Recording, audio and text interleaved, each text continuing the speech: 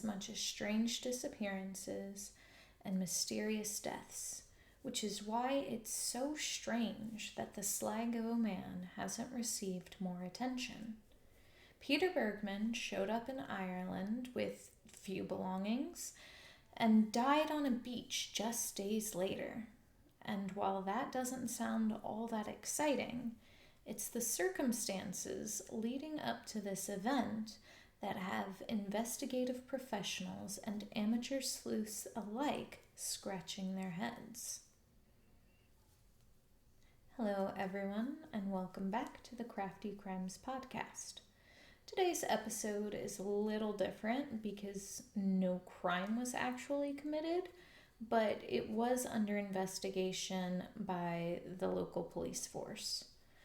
Personally, I love a strange disappearance and mysteries like this, and the story of Peter Bergmann is pretty reminiscent of the Somerton Man, if you're familiar with that case, and has been compared to it in a lot of true crime circles. This week, I'm going to be making a scented heart plushie. As you can see, I've already started. Magic circle, 6, double it until you have 40 in your row, and then 4 rows, straight down, tie off, repeat. You'll see the whole process, don't even worry, and I can link the heart pattern below. But I also have my lavender and mint leaves here that I'm going to put in with the polyfill. Hopefully the scent will last. In case you're curious, I managed to finish the first panel of the cardigan that I was making for my sister, and I've gotten a decent way into the second panel. I'm finished with it. I'll be sure to upload the photos to my socials. I'm also curious to see what you guys have been making.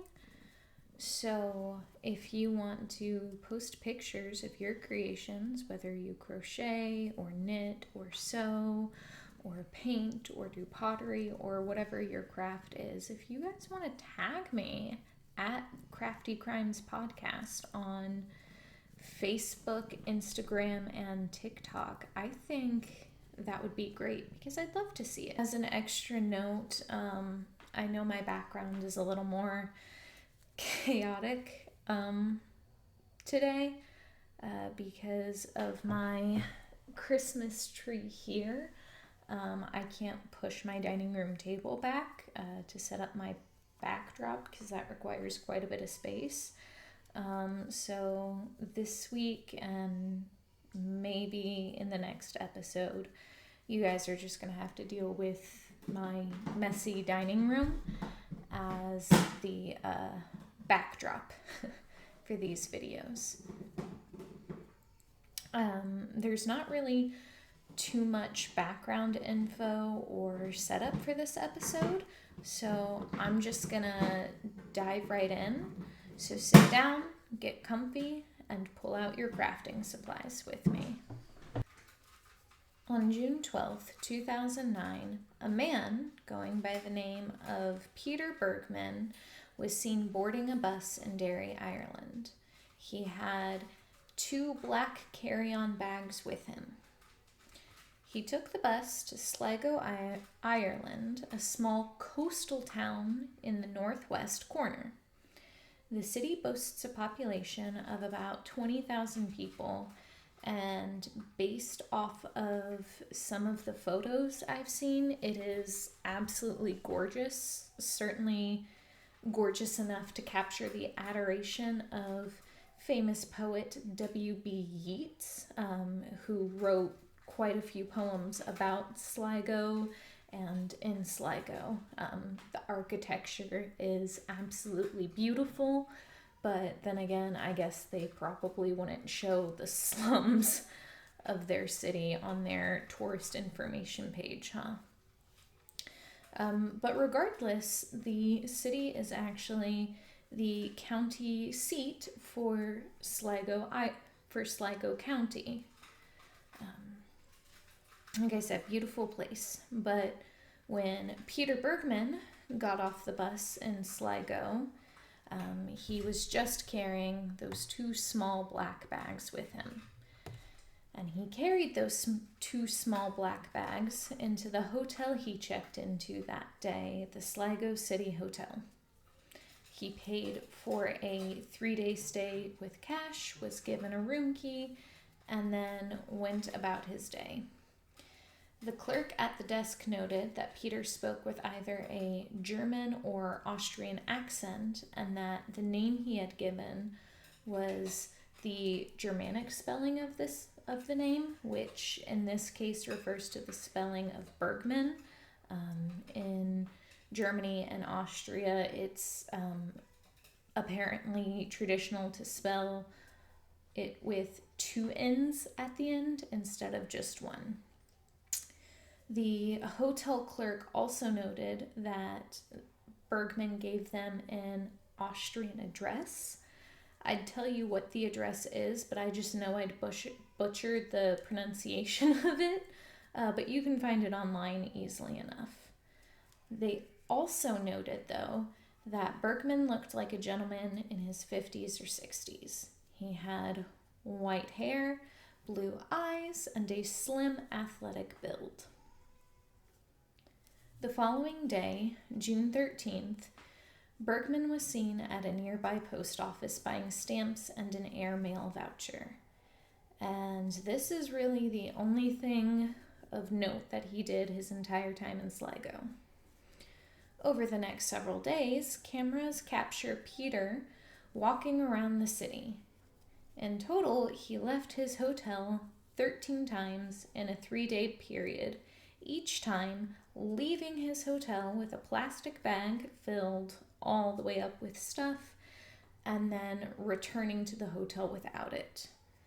It's speculated that the mysterious purple bag contained Bergmann's personal effects and that he had been dumping them around the city. But strangely, CCTV footage saw him walk around but never saw him dump the bags. And there is no clear shot into the bag that they can see to identify any items that might have been in it. Peter checked out late from his hotel on June 15th. As far as we know, there was nothing personal or identifying left behind in his room. From the hotel, Bergmann was caught getting on a bus to Ross's Point Beach, still within Sligo County limits. And when he got on the bus, he had his 2 black bags with him, no purple bag this time.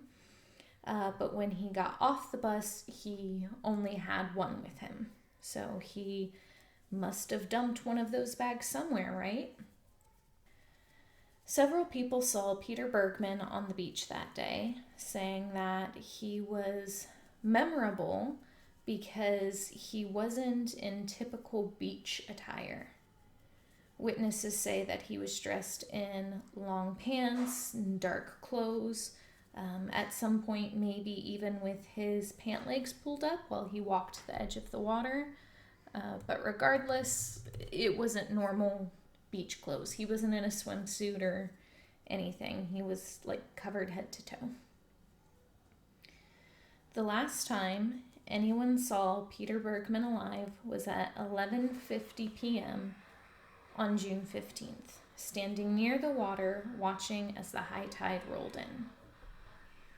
The next morning, June 16th, around 6:45 a.m., father and son duo Arthur and Brian Kinsella find the body of the Sligo man on the beach. They had been out training for a triathlon and were working on the running portion of their training.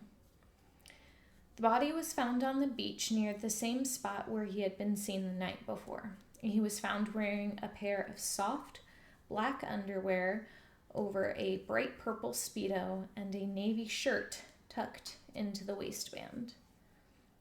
In some nearby reads, the remainder of his personal items were found, which included a leather jacket, a sweater, his pants and shoes, a watch, a pack of tissues, and some aspirin.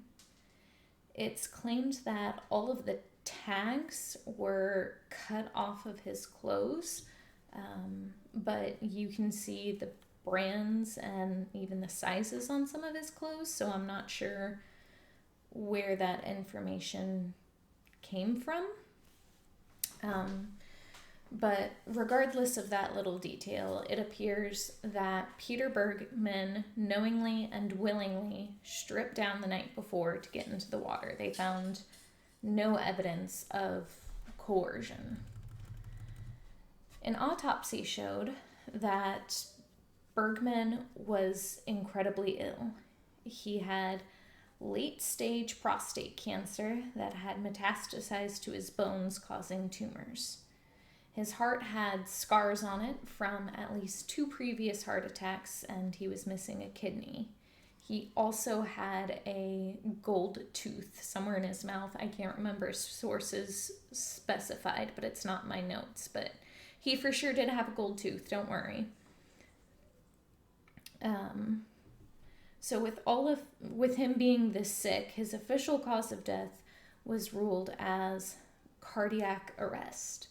And to the surprise of investigators and the medical examiners, Bergmann's tox screen came back completely clean.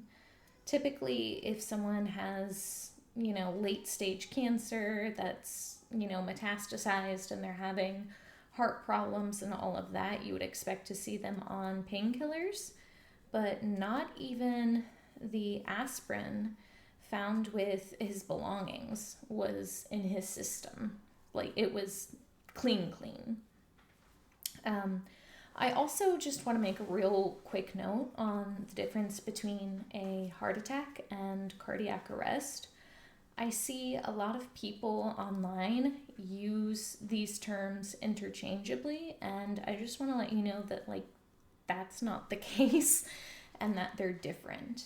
So a heart attack refers to a mechanical problem with the heart, such as a blockage. So this would mean that the chambers or the valves in the heart aren't working properly, and that causes, a lot of pain and, temporary heart death if it can't pass the blockage, basically.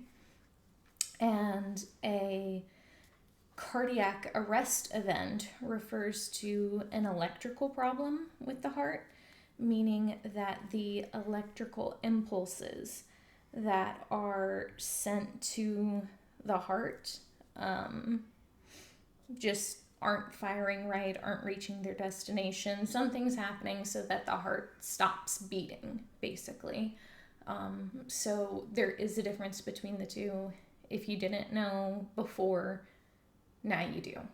But anyways, back on topic. After the postmortem exam, trouble arises when it's time to notify the next of kin. Investigators figure out that there is no Peter Bergmann. The address the mystery man had given to the hotel clerk was actually just a vacant lot in Austria, and there was no passport haver in all of Europe by the name of Peter Bergmann who also matched the physical description that they had. Baffled, the police try to track down the sent mail and the contents of the purple bag that had been dumped, but they had no luck. And I can see why they wouldn't have had luck with that, because, if Peter Bergmann is an alias, then who's to say that he didn't put his real name on the envelopes, And as for dumping his personal belongings, it's really hard to look for something if you don't know what you're looking for. So I'm not really surprised that these leads didn't turn anything up. But the police spent the next 5 months investigating the mystery man, but ultimately the case ended up going cold. The body was never claimed, so Peter Bergmann was buried in an unmarked grave in a Sligo cemetery. There have been no case updates, like at all, since he was found on the beach 15 years ago. In 2023, Locate International, an organization dedicated to finding missing persons across the globe, tried to gain traction for the case again by listing out several questions that could lead to the identity of Peter Bergmann, including if anyone knows anything about the fake address, if anyone worked with him in the military or on the police force, and if any dentists had given anyone a golden tooth in the last 60 years or so. That's it. That is all we know about the Sligo man. There are no traces of him before he entered Derry. So this leaves us with the burning question, who is Peter Bergmann? Who's the Sligo man? Why did he go to Ireland to die? And where is he from? And unfortunately, I don't think we are ever going to know the answer. So with that, let's get into theories on the World Wide Web about who Peter Bergmann is and what happened. Our first theory comes straight from investigators. The folks on this case believe that Bergmann was indeed from Austria and that he worked as an intelligence agent in law enforcement or as a member of the military. Locate International perpetuates this claim and has it posted on their website. Between the cutoff tags, the avoidance of the cameras when dumping the contents of the purple bag, and the name spelling, it's easy to see where this specific theory comes from. And all of these things are pretty strange and indicate that he probably had some prior knowledge of the area. However, internet sleuths have some issues with this theory. First, the removing of the tags on his clothes could very well just be a sensory issue. I know I've removed the tags off of several shirts, and I've even cut the collars on some of them. And other Redditors pointed that out as well. So I'm not really sure how the tags missing from his clothes are relevant to the case, like, at all. Especially because they were still able to identify the brand and the size of them. But there you go. That's where that comes from. I mean, how many people buy the same shirt and the same pants from the same big store?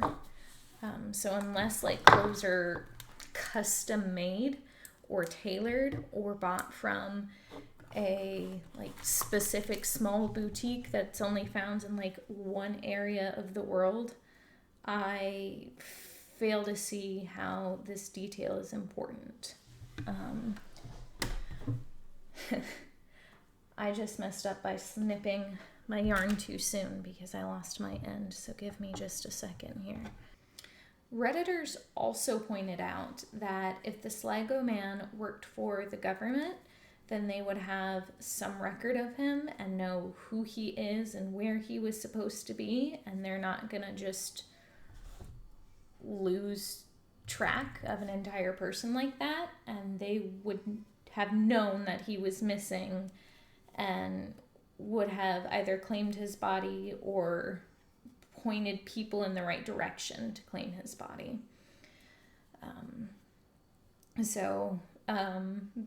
This first theory is just heavily refuted The second theory is that Bergmann was involved in organized crime and was dumping evidence. This theory also comes from the dumping of the contents of the purple bag and the alias.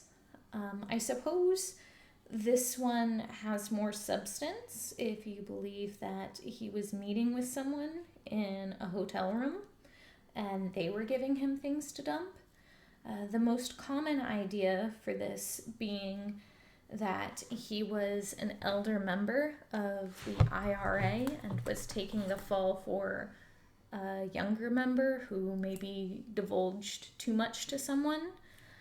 There's not really much else to say about this theory, but overall it seems like most people just don't put stock in this idea either. This is the first half of my heart. I am now going to replicate it, and then we're going to crochet them together to form the rest of the heart. Don't worry, it looks a lot better once you get the stuffing into it. Okay, so our final theory is the one that seems to make the most sense and that most amateur sleuths seem to put their faith in. The last theory is the simplest, and that is that Peter Bergmann was a lonely man, estranged from his family, who knew he was going to die and wanted to go out on his own terms. The mail he sent was to what family or friends he had left that explained what happened and why, and asking them to leave him be. He wanted to spend his last days living in peace and use the purple bag to dump his personal belongings to further conceal his identity. So that's it. What do I think happened? Well, my opinion isn't fully formed yet. For me, there's just too much missing information. I mean, a lot of the identifiers and facts surrounding this case are just speculation. The accent could have been faked. I don't think that's outside of the realm of possibility. And considering he gave a fake name and a fake address as well, I wouldn't be surprised if that were the case. But I believe that the Sligo man was living in or near Derry at the time he first boarded the bus. There's no known footage of him that's surfaced before he gets on that bus in Derry. And I looked into bus routes, and there's none that run from Vienna to Derry. If he were to get on a bus that day, he would have been dropped off in Dublin instead. Now, there is a train that runs from Vienna to Derry, but it is an 8-hour train ride. So if he took that train, I feel like we would have heard something about it by now. Someone would have seen him. Someone would have checked his passport. He would have talked to someone at some point. So for me, there's just no way he could have entered the country through conventional means and not have talked to somebody. So that's why I think he was living in or near Derry. I also believe that he was in fact meeting someone at the hotel. It seems impossible to me that all of his personal belongings fit in 2 small bags, and that what did fit in those 2 small carry-on size bags required 13 trips out of the hotel to dump. Why or what he was disposing of, I can't really say. Maybe it was files for the IRA, maybe it was personal belongings, maybe it was just trash, from his room, and without knowing more about the bag itself and the possible contents, it's just really hard to say.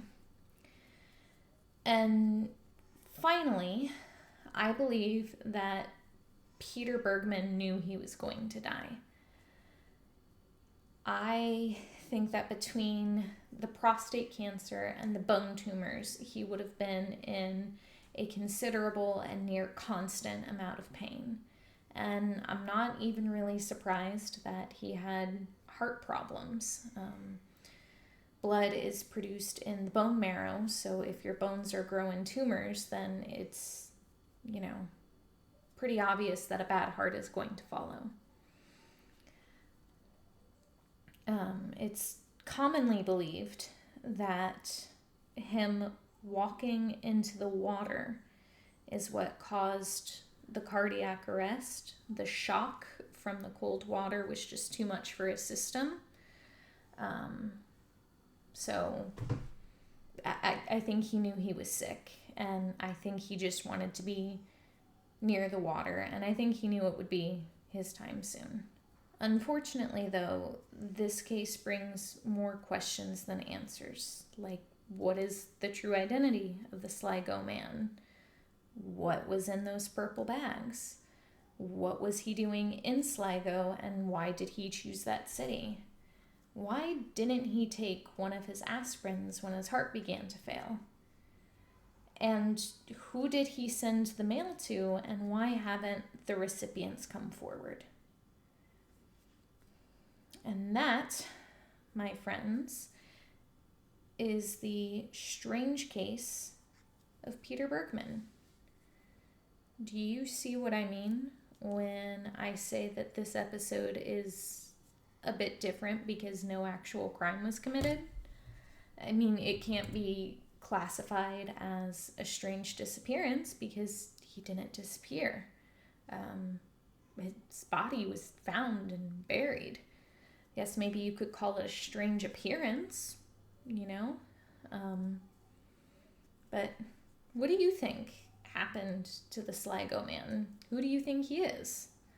I would like to hear your theories down below, so please leave them in the comments section or go to any one of my socials and talk about it.